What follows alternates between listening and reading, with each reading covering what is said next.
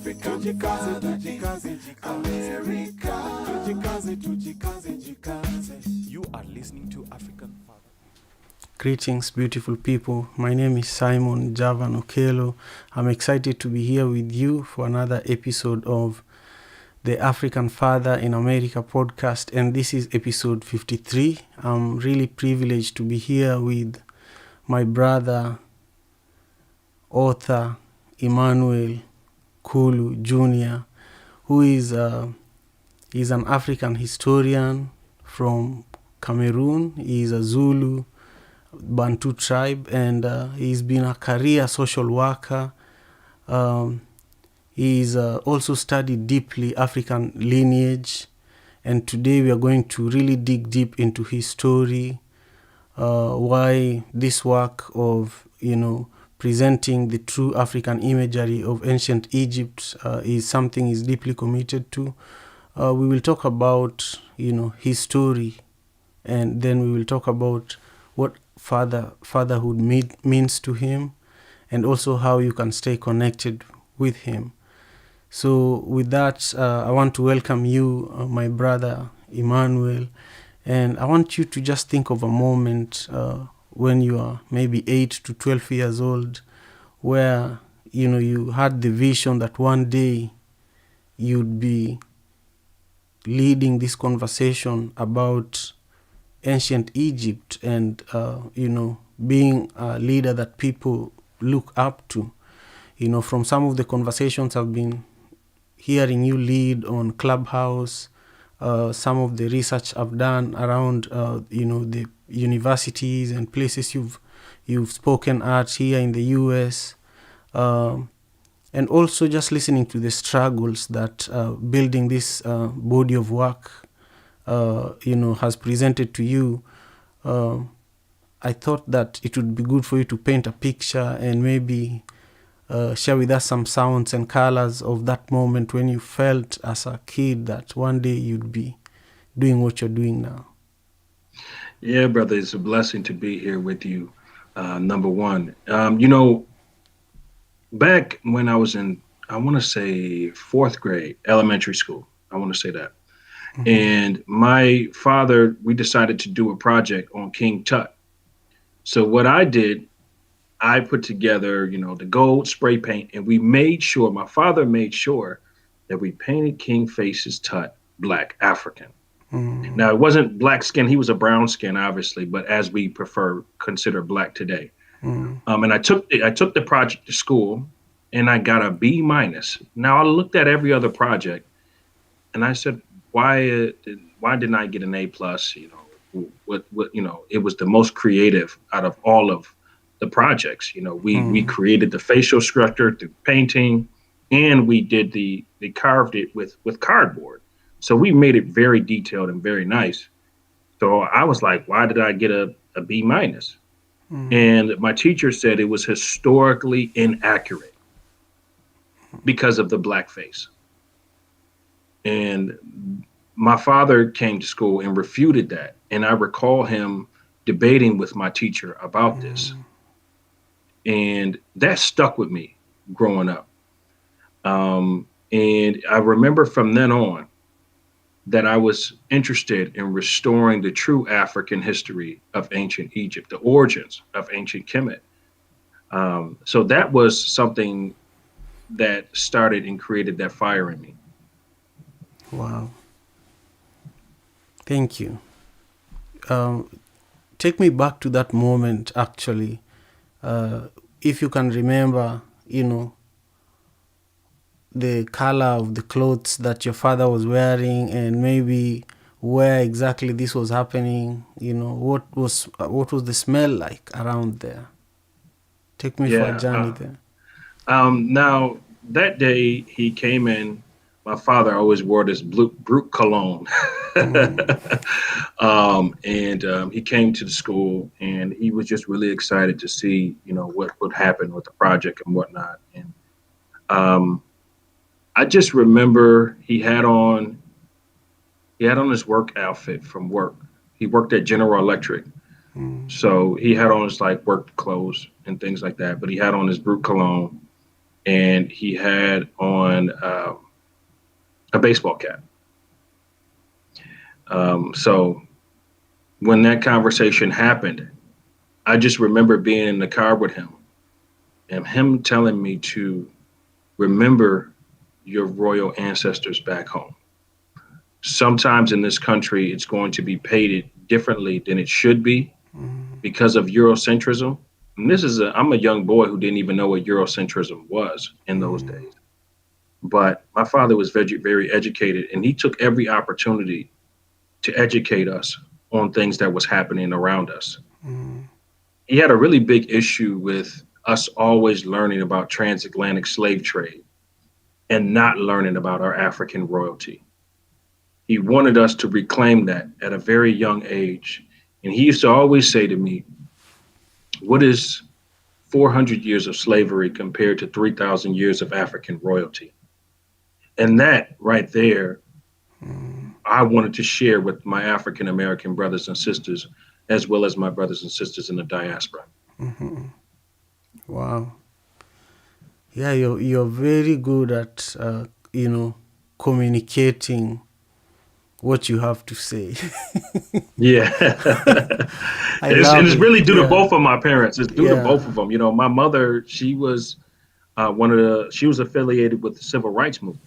And she was like a pro-Black African American woman. So, and she was an educator. My mother was a master's in history and in English.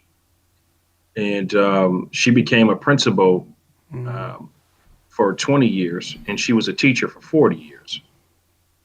So I had the education on both sides, my royal line and my African American line as well. Wow. Okay, so you're saying that your mom was African American and your dad was African.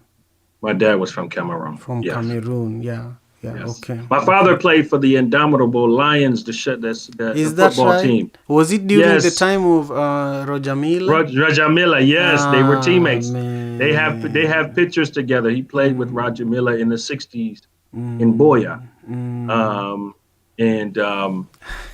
Yeah, he left in the early. He came to America in 1969, I believe. And then he started his journey through school and also playing with local teams in the area as well. Yeah, we grew up listening to Pepe Kale, and Pepe Kale did a song about Roger Miller that was like an African anthem.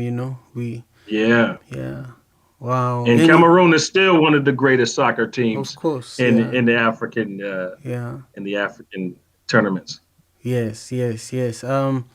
Now I want you to just take me on a journey now on this project and books that you've been working on in relation to the true African imagery of ancient Egypt.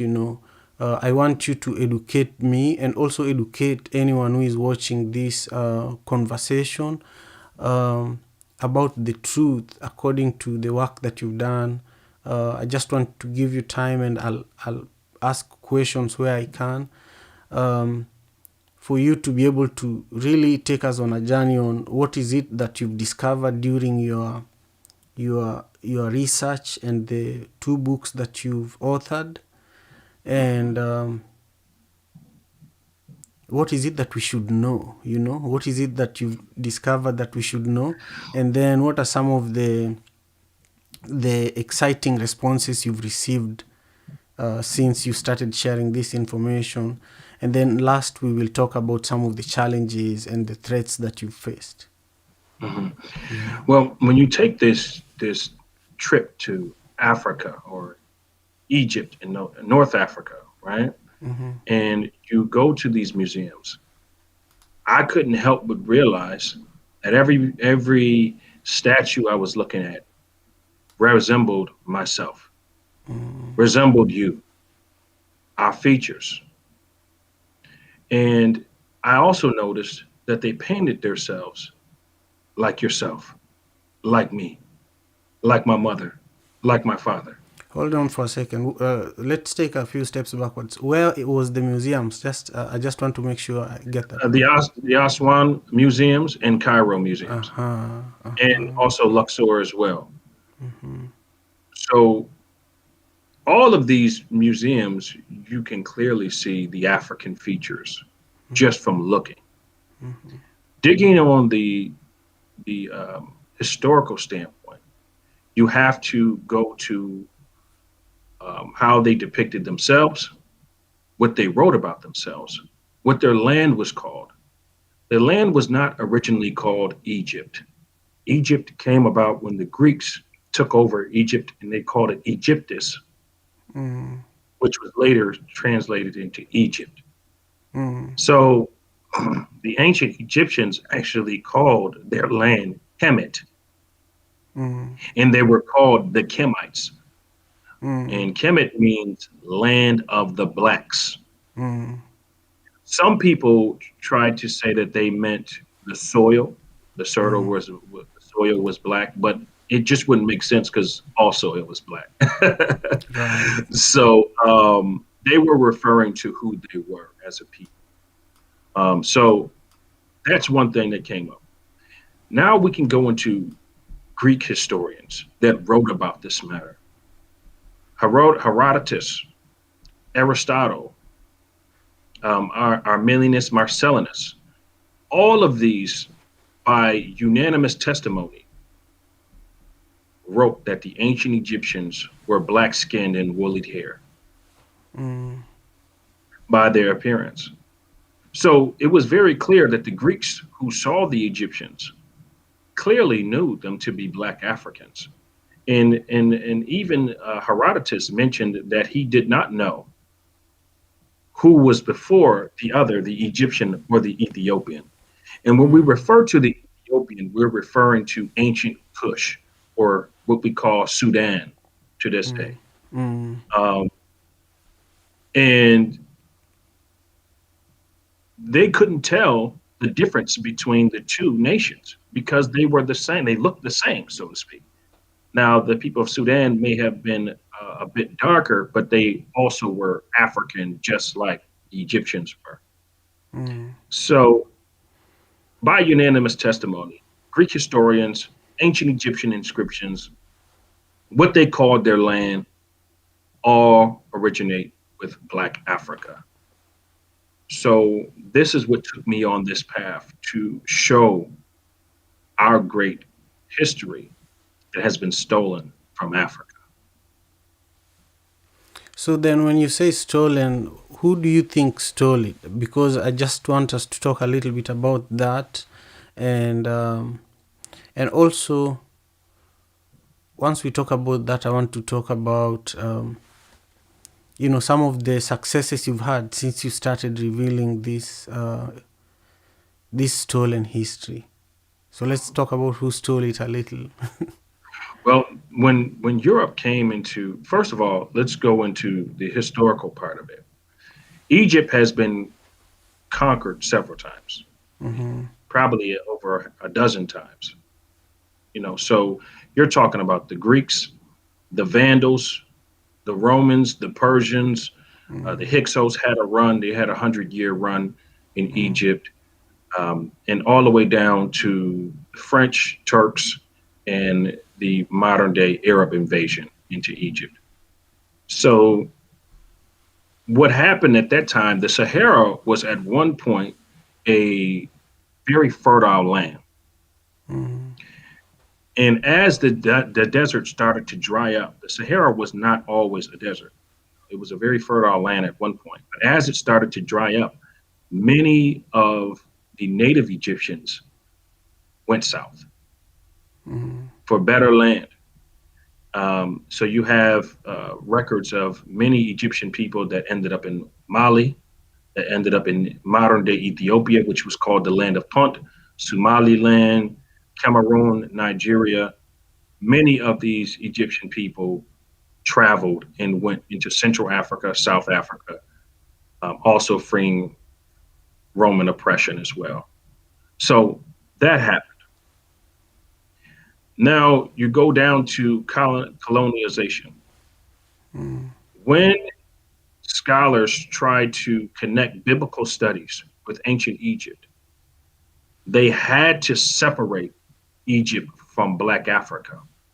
Why?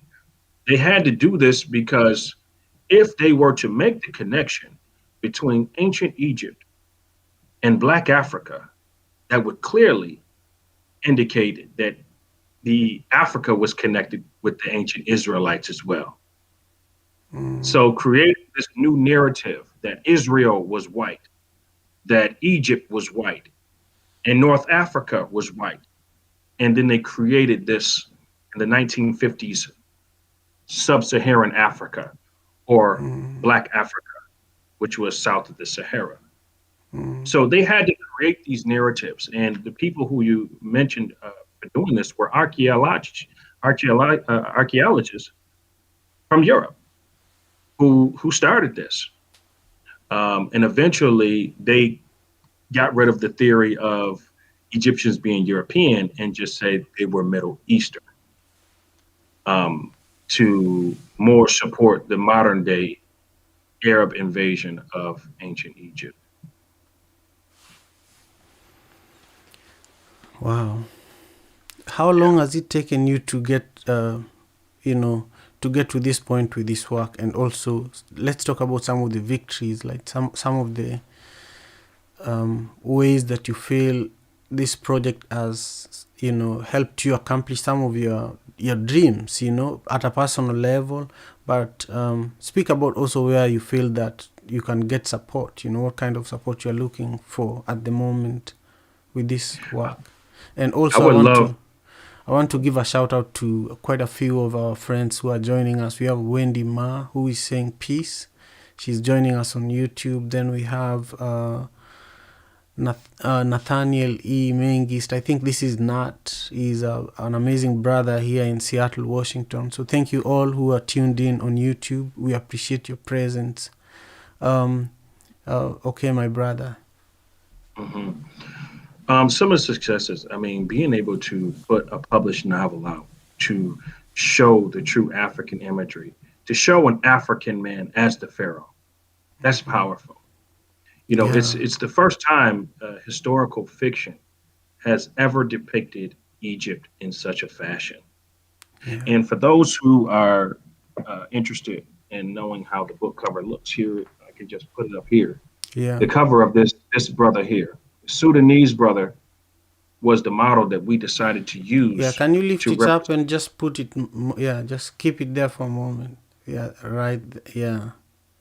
Move it back a little. That's perfect. Yeah, that's perfect. Thank you. Yeah, so being able to do that was absolutely amazing.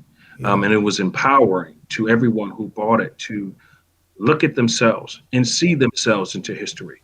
When we're talking about Eurocentrism, what it has done to the minds of Africans in the African diaspora, and as well as the Africans abroad in the Americas, the UK, Canada, it has made us feel that we had no history, that we have done nothing significant to history, which is so far from the truth.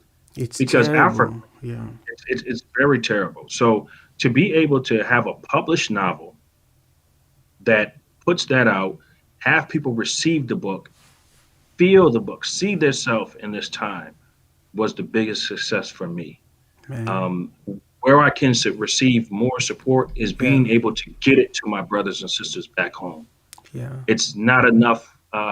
Amazon doesn't distribute to a lot of companies in Africa, so it's very tough to reach my brothers and sisters over there, so they can feel that same empowerment that's happening over here in the US, the UK, and in Canada. So those are the things that I can get support on to get that book to the diaspora in Africa, finding new platforms. I want you to do me a favor, my brother Emmanuel Kulu. Could you read your favorite part of your book?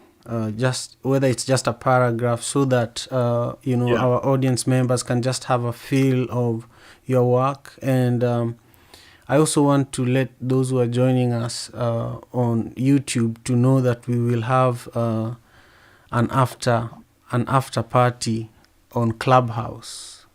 So after this, you can join me and my brother Emmanuel Kulu on Clubhouse so that we can just follow up on this conversation and give him some flowers. Bana, thank you for joining us. Christopher Sakwa, who is part of Kenya Boys Choir, is also here with us, and is saying African universities are partly to blame. Why do they teach about Greek philosophy instead of Kemet? We need to document, own, and control our narratives. That's really Yes. true. That's really And that's true.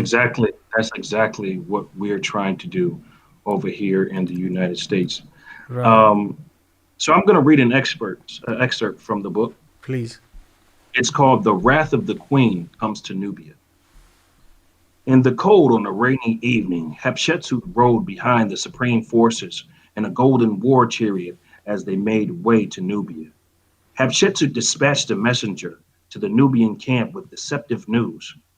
Her scheme intended to make them believe Egypt had withdrawn their forces from the battle. In vainglory and unbeknownst to them, she planned to storm the city with relentless wrath. One Nubian rebel stood up after they heard the news. The Kemites have withdrew their campaign. The cowards must have realized that they could not defeat us. Tomorrow we go to Kemet to overthrow and remove their Pharaoh. Once again, the Nubians will rule Kemet and the rest of the world. A great day this is for us men. Let us celebrate, for tomorrow brings the dawn of a new era. The Nubian military chanted great cheers and celebrated until dusk. The men enjoyed themselves. They ate, they drank, danced, and sang praises of victory, unaware of Hatshepsut's diabolical plan. She sent 2 spies ahead of her to report the right time to strike. From a distance way off, Hatshepsut and the supreme forces surrounded the Nubian camp. Unnoticed, they awaited the return of the 2 spies. Hatshepsut's army gathered around her.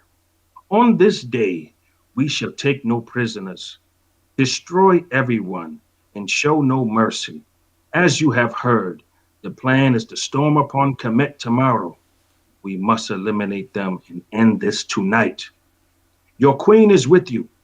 Fight for your brothers and leave none of our own behind, for Amun-Ra is with me. And these were the words of the great queen Hatshepsut, who ruled ancient Kemet for 20 years. When we hear about African women throughout the diaspora, throughout the world, we hear about how strong our African women are. The original Amazon woman, the original Wonder Woman. Hatshepsut ruled the entire world for 20 years. Why do I say the world? Because Hatshepsut, yes. Hatshepsut, okay. Yes. Why do I say the entire world? Because in the 18th dynasty of ancient Egypt, Egypt was the monarch of all civilization. It was the United States. It was the UK. It was the dominant civilization at that time. That all people of the world came to pay tribute to Hatshepsut. All people came to trade with Hatshepsut. So she was a woman who literally ruled the known world at that time. So when we hear about Egypt, we hear so much about Cleopatra. We hear so much about Nefertiti, these mysterious women. But Hatshepsut ruled from 20 to 25 years as the sole ruler of Kemet. So it shows the strength and it empowers our women to remember when you're being stigmatized, the stigma is out there of African women being so strong. Well, here's the key. African women were the first women to rule. African women were the first women to be considered gods. African women were the first women to be considered doctors, priests, sorcerers, in great and high positions, way before any women's liberation movement in the 1960s.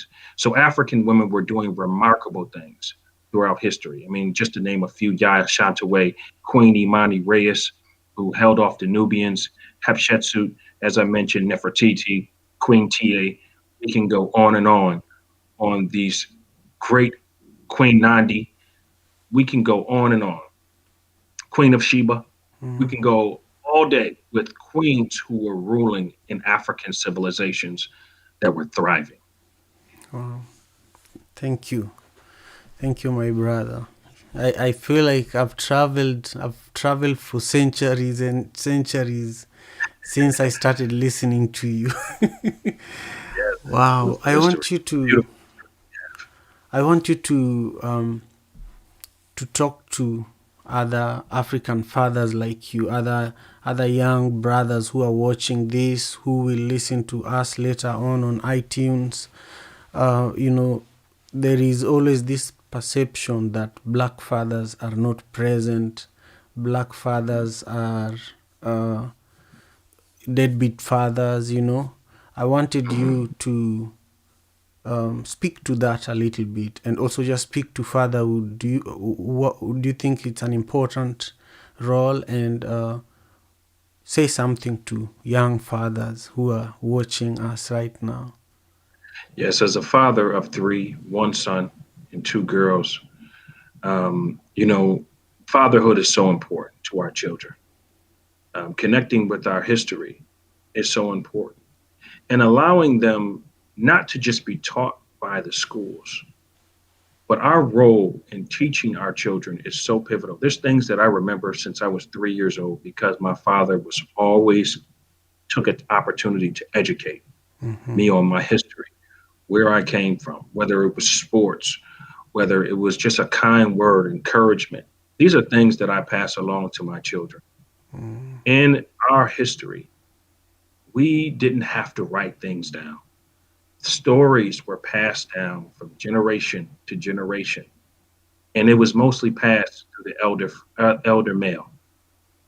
So our role is not just for our children, but for our generations after us.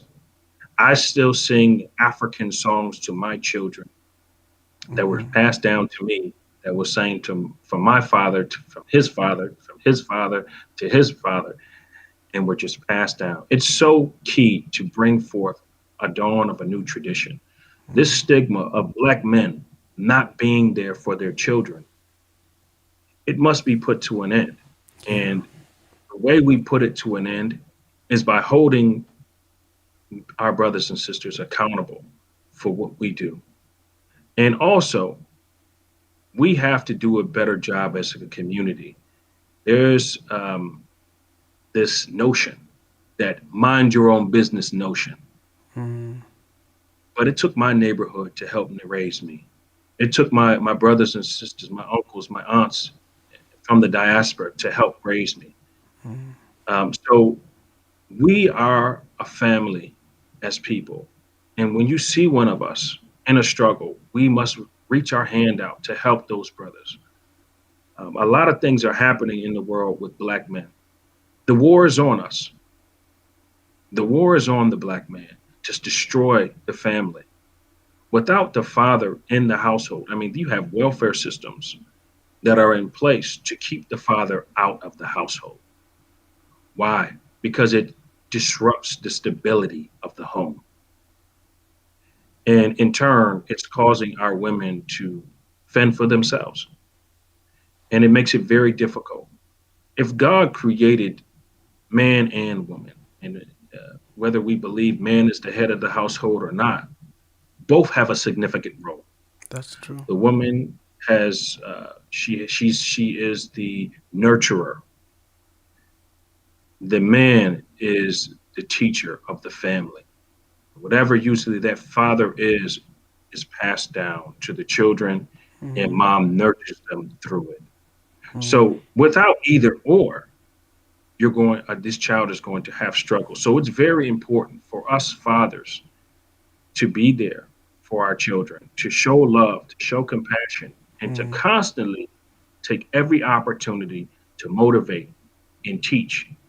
And don't forget your history. Don't allow schools to teach your children. Your children are in school 8 out of the 24 hours in a day. Make sure you take that time to sit down with your children, speak with them, educate them. Don't let them just hear this dogmatic notion of Eurocentrism that your history started in 1492 with slavery or 1616 in the transatlantic slave trade. We must be able to empower our people. We must buy more Black books.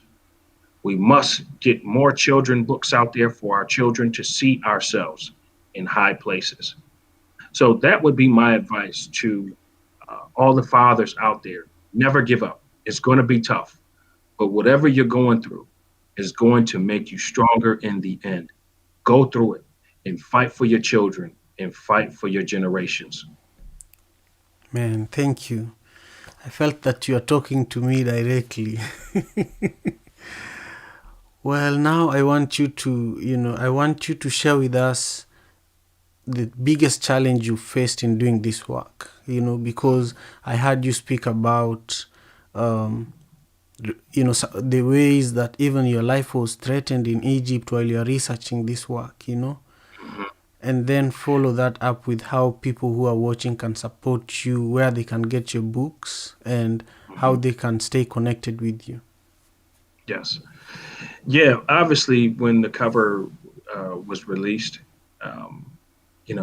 many of the modern day Egyptians who are in Cairo, and this is not all Egyptians, because the Egyptians that are in Aswan, Luxor, most of them resemble have African features. They look like African people. But again, they've been pushed south, so to speak. But the ones that I came across, I'm not even going to speak for all of them because many of them showed great support to me as well. But there were just a wave of death threats to stop blackwashing Egypt. And I just couldn't understand how I could be blackwashing something that's already African. But there are many modern day Egyptians who will say, they will tell you, we're not African. We're Middle Eastern. We're our own thing. We're just Egyptian. We're something separate than Africa. So I faced many challenges with that. Also, I received threats from former scholars who just didn't want to see the change come to pass, the truth come to light. But they've known these things for years. But as I started to speak on them, it threatens the things that they have spoke on and taught for so long. So it caused a big controversy with that. I was receiving hate mail, hate email, death threats. I mean, you name it. My page was constantly under fire. I had to block so many people due to every time I turn on my Facebook, it's full of hateful things under my post that I had to start either hiding it or blocking it to tune it out of my mind. So that was one of the toughest challenges. At one point, I even told myself, is this worth doing? Is this worth doing? Because I'm going to be fighting this battle forever. And I recalled the words of my father that those who will fight you on this are miseducated themselves. You have an obligation as an African and as an African American within both of your blood. You can be that bridge between both. You can elevate your African American brothers and sisters with the knowledge of their history. And you also can help your brothers who have been colonized back home to come to the understanding of who they were as well. So I recall those things and I realized, despite all the hate, despite everything, it's worth it for me to do this, to restore the truth to not just African history, but history itself. We have had a significant role in our ancestors in the founding of all civilization, and that needs to come to light. Thank you. Now, we have people watching this right now and people will watch it later. I would love for them to be able to support you and get your book. And it's also Black History Month. So speak about your book and quickly just speak about what Black History Month means to you. And then ask me your question. Yeah. So what Black History Month brings to me is, it means to me it's a celebration of all African accomplishments. Some try to chalk it up to African American accomplishments only. But when I say Black History Month, I see it as 24/7, 365, because you can't limit us to just a month. So I'm doing this every day of the year. But if we're going to have a year for celebration, I look at it as all Black history. I don't just look at it as African American history that started with highly talked about with Dr. King, Malcolm X, Rosa Parks. Yes, those were great, important figures as well. But what about Kwame Nkrumah? What about Patrice Lumumba? Nelson Mandela? What about Gaddafi? What about our ancient ancestors? What about Shaka Zulu? What about Tutmosis III? What about all of these great leaders that we had? These are celebrations for all of them, all of our great queens, which I mentioned earlier. This is a time to celebrate not just our very recent Black history, but our ancient Black history as well, which will enable us to reclaim our glory.